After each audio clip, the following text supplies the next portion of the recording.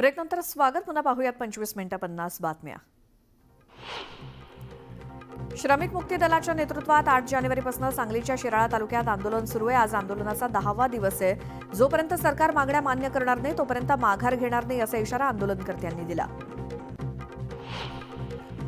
धूळ आणि अस्वच्छतेमुळे अकोला शहराची डस्ट सिटी म्हणून ओळख झाली आहे. मात्र याकडे पालिका दुर्लक्ष करत असल्यामुळे नागरिकांनी स्वच्छता मोहीम राबवली. त्यामुळे पालिकेचा भोंगळ कारभार पुन्हा चव्हाट्यावर आलाय. नागपुरातील नव्या विमानतळावरती उतरणारं पहिलं विमान हे बायो फ्युएलवरती धावणार असा विश्वास केंद्रीय मंत्री नितीन गडकरींनी व्यक्त केला. चाळीसगावातील विश्रामबागेत पायाला जखम झाल्याच्या अवस्थेत एक मोर आढळला. यावेळी कृषी मित्रानं मोरावरती उपचार करत त्याला जीवदान दिलं. राष्ट्रीय नेते माजी खासदार स्वर्गीय बाळासाहेब आपटे यांच्या जयंतीनिमित्तानं पुण्याच्या राजगुरुनगर इथे मॅरेथॉन स्पर्धेचं आयोजन करण्यात आलं. यावेळी हजारो स्पर्धकांनी यात सहभाग घेतला. जळगाव जिल्ह्यातील जिल्हा परिषदेच्या एका शाळेत भला मोठा अजगर आढळला. यावेळी एका सर्पमित्रानं पत्र्याच्या छतात लपून बसलेल्या अजगराला पकडून त्याला नैसर्गिक अधिवासात सोडून जीवदान दिलं. मोताळा तालुक्यातील दाभाडी गावात दरोडा टाकण्यात आला. यावेळी दरोडेखोरांनी दाम्पत्याला मारहाण करत लाखोंचा ऐवज जप्त केला. या मारहाणीत पत्नीचा जागीच मृत्यू झाला तर पतीवर रुग्णालयात उपचार सुरू आहेत. चांदवडच्या रेणुकादेवी मंदिर घाटात मुंबई आग्रा महामार्गावरती बर्निंग ट्रेलरचा थरार बघायला मिळाला. 50 टायर असलेल्या धावत्या मालवाहू ट्रेलरनं अचानक पेट घेतला. यात लाखोंचं नुकसान झालं. चंद्रपुरात बल्लारच्या गोंदिया रेल्वे मार्गावरती ट्रेनच्या धडकेत एका वाघाचा मृत्यू झाला. मृत वाघ अंदाजे 1 वर्षाचा असल्याचा प्राथमिक अंदाज वर्तवण्यात आलाय. बदलापुरातल्या एका इमारतीतल्या घरात भीषण आग लागली. घरातील इलेक्ट्रॉनिक साहित्य जळून खाक झालं. घरात कोणी नसल्यामुळे सुदैवानं जीवितहानी झालेली नाही. उल्हासनगरच्या तानाजीनगर परिसरात 4 ते 5 जणांच्या टोळक्यानं एका तरुणाला बेदम मारहाण केली. मारहाणीची घटना सीसीटीव्हीत कैद झाली असून पोलिसांकडून आरोपींचा शोध सुरू आहे. मुंबई पुणे महामार्गावरती एका चालत्या बसला भीषण आग लागली. या बसमधनं 12 प्रवासी प्रवास करत होते. मात्र चालकाच्या प्रसंगावधानामुळे जीवितहानी टळली. अमरावती नागपूर राष्ट्रीय महामार्गाजवळच्या नांदगाव पेठजवळ अपघात झाला. कार थेट नागरिकांच्या घरात शिरली. यात मोठं नुकसान झालं असून कोणतीही जीवितहानी झालेली नाही.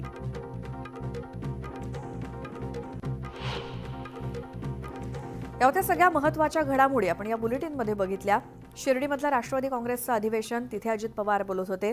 आज छत्रपती संभाजीनगरमध्ये संतोष देशमुख हत्येच्या निषेधार्थ आणि सोमनाथ सूर्यवंशी यांच्या मृत्यूच्या निषेधार्थ जो काही आक्रोश मोर्चा निघालेला आहे तिथे देखील काही राजकीय नेते मंडळी सुद्धा सामील झाले. देशमुखांचं कुटुंबीय सामील झालंय आणि त्याचे देखील अपडेट आपण घेऊया. तिथे सैफ अली खान वरती हल्ला करणारा जो आरोपी आहे त्याला नुकतंच वांद्रे कोर्टामध्ये हजर केलं जातं. या सगळ्या घडामोडींचा आढावा घेऊयात या पुढच्या बुलेटिनमध्ये माझ्या सहकारी सुवर्णा यांच्यासोबत. धन्यवाद श्वेता. आपण सविस्तर सगळ्या बातम्या बघणार आहोत. पुढच्या बुलेटिनला सुरुवात करतोय, दुपारच्या बातम्यांना सुरुवात करतोय आणि सुरुवात हेडलाईन्स.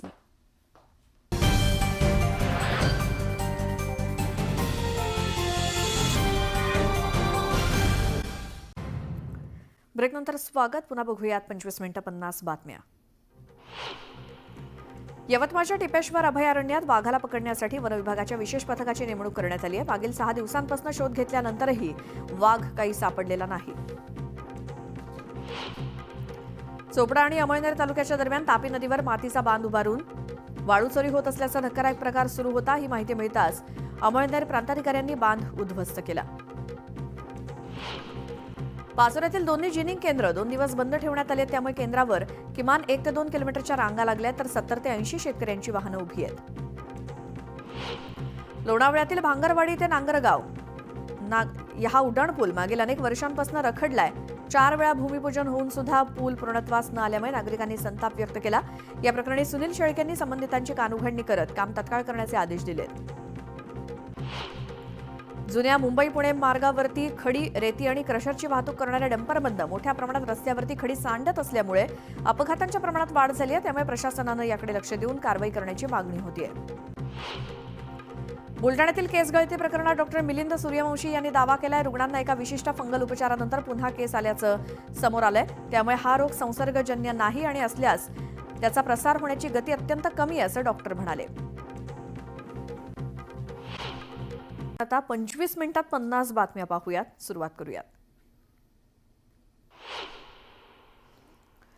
धनंजय मुंडे विरोधकांवरती चांगलेच संतापले. विरोधकांनी माझ्यावरील एकतरी आरोप खरा करून दाखवावा, त्यानंतरच मी बोलेन आणि तेव्हा बोलायला कमी पडणार नाही. तर मला बदनाम करायचंय तेवढं करा, मात्र माझ्या बीड जिल्ह्याच्या मातीला बदनाम करू नका, असं धनंजय मुंडे म्हणाले. बीडच्या पालकमंत्रीपदावरनं डावलल्यानंतर धनंजय मुंडेंनी वक्तव्य केलं. बीडची सध्याची स्थिती पाहून मी दादांना विनंती केली की त्यांनी बीडच्या पालकमंत्रीपदाची जबाबदारी घ्यावी. जसा पुण्याचा विकास झाला तसा बीडचाही विकास व्हावा, एवढीच भावना आहे, असं वक्तव्य धनंजय मुंडेंनी केलं. अजित पवारांकडे बीडचं पालकमंत्रीपद गेलंय हे चांगलंच आहे, मात्र त्यांनी आता पुण्यासारखं बीडकडे सुद्धा लक्ष देण्याची गरज आहे. नाहीतर चेहरा दादांचा आणि कारभार दुसरंच कोणीतरी बघेल, असं म्हणत रोहित पवारांनी धनंजय मुंडेंना टोला लगावला. बीड जिल्ह्याच्या पालकमंत्रीपदावरनं सुषमा अंधारे यांनी धनंजय मुंडेंवरती जोरदार टीका केली. बीडचं पालकमंत्रीपद मुंडे घराण्याचे पारंपरिक विरोधक असलेल्या बारामतीच्या पवार घराण्याकडे जाणं हे दैवी संकेत आहेत, असं म्हणत त्यांनी धनंजय मुंडेंना खोचक टोला लगावला. बीड जिल्ह्याचं पालकमंत्रीपद अजित पवारांनी स्वीकारल्यामुळे भाजपचे आमदार सुरेश धस यांनी आनंद व्यक्त केला. जिल्ह्यातील सामाजिक आणि राजकीय परिस्थितीवरती दादा औषध शोधतील आणि उपचार करतील असा विश्वास व्यक्त करत सुरेश धस यांनी अजित पवारांना शुभेच्छा दिल्या. बीडमधील स्थानिक परिस्थिती बघता धनंजय मुंडेंना पालकमंत्रीपदाची जबाबदारी न देता अजित पवारांकडे ही जबाबदारी देण्यात आली आहे. धनंजय मुंडेंना इतर जिल्ह्याची जबाबदारी देऊ शकलो असतो, मात्र सध्याची परिस्थिती आहे त्यामुळे त्यांच्याकडे कोणतीही जबाबदारी दिलेली नाही, असं वक्तव्य प्रफुल्ल पटेलांनी केलं. रायगडचं पालकमंत्रीपद आदिती तटकरेंकडे गेल्यामुळे शिवसेनेचे मंत्री भरत गोगावलेंनी नाराजीचा सूर आळवलाय. आदिती तटकरेंना पालकमंत्रीपद मिळणं हे अनपेक्षित होतं. जिल्ह्यात मलाच पालकमंत्रीपद मिळणार असं वातावरण असताना घेतलेला हा निर्णय धक्कादायक असल्याचं गोगावले म्हणाले. रायगडच्या पालकमंत्रीपदावरनं भरत गोगावलेंनी नाराजी व्यक्त केल्यानंतर सुनील तटकरेंनी वक्तव्य केलं. पालकमंत्रीपदाचा निर्णय मुख्यमंत्र्यांचा आहे, त्यामुळे 3 पक्षाचं सरकार असताना प्रत्येक मंत्र्याला पालकमंत्रीपद मिळेलच असं होणं शक्य नाही. त्यामुळे निर्णयाचा सन्मान सर्वांनी राखायलाच हवा, असं तटकरे म्हणाले.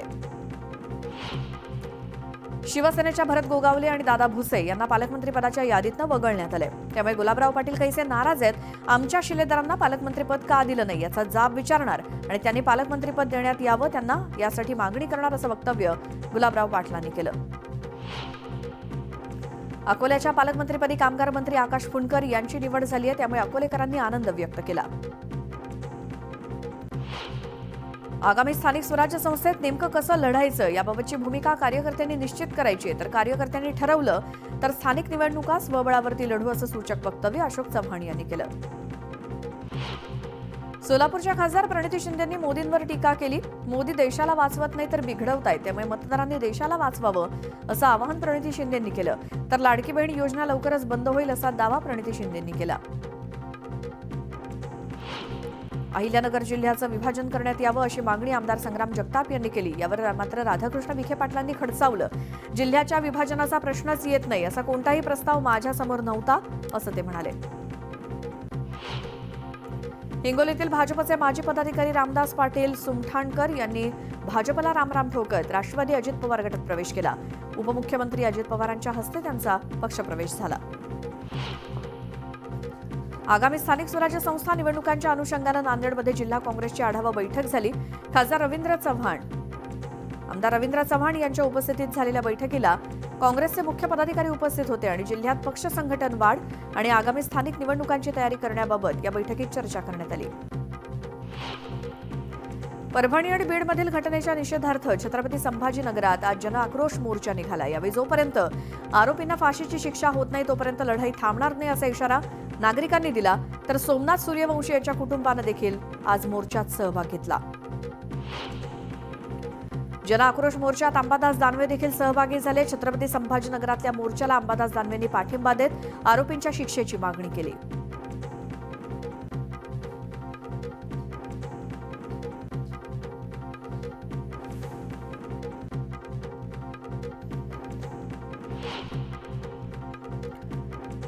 वाल्मिक कराड विरोधात रोज वेगवेगळी माहिती समोर येते, मात्र ईडी कारवाई का करत नाही असा सवाल अंबादास दानवेंनी उपस्थित केला. तर सरकार सुद्धा पक्षपातीपणा करते असा आरोप दानवेंनी केला. सैफ अली खानवर झालेल्या हल्ल्याप्रकरणी रोहित पवारांनी पोलिसांच्या शोध मोहिमेवर संशय व्यक्त केला. आरोपी बांगलादेशातून आलेला असावा असा अंदाज व्यक्त करणारे पोलीस हा विषय वेगळ्या बाजूला नेण्याचा प्रयत्न करतायत अशी शंका रोहित पवारांनी व्यक्त केली.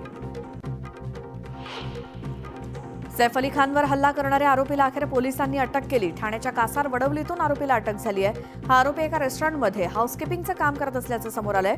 तर या आरोपीला आज कोर्टामध्ये हजर केलं जाणार आहे. सैफवरती हल्ला करणाऱ्या आरोपीचं नाव मोहम्मद शरीफुल इस्लाम शेहजाद असं आहे. त्याला ठाण्यातनं अटक करण्यात आली. तो चोरीच्या उद्देशानं सैफच्या घरात शिरल्याचं पोलिसांनी सांगितलं. सैफचा हल्लेखोर मूळचा बांगलादेशी असल्याचा संशय पोलिसांनी व्यक्त केला. आरोपीनं भारतात प्रवेश केल्यानंतर त्यानं स्वतःचं नाव विजय दास असं ठेवल्याचा संशय पोलिसांना आहे. तर हा आरोपी जवळपास 12 वेगवेगळ्या ठिकाणी काम करत असल्याची माहिती समोर आली आहे. सैफच्या हल्लेखोराला भारतात मदत करणारे अडचणीत येणार, कारण हाऊसकीपिंग एजन्सीच्या मालकाची सुद्धा आता चौकशी होणार आहे. काम मिळवण्यासाठी कागदपत्र कशी मिळवली याचा पोलिसांकडनं तपास होईल.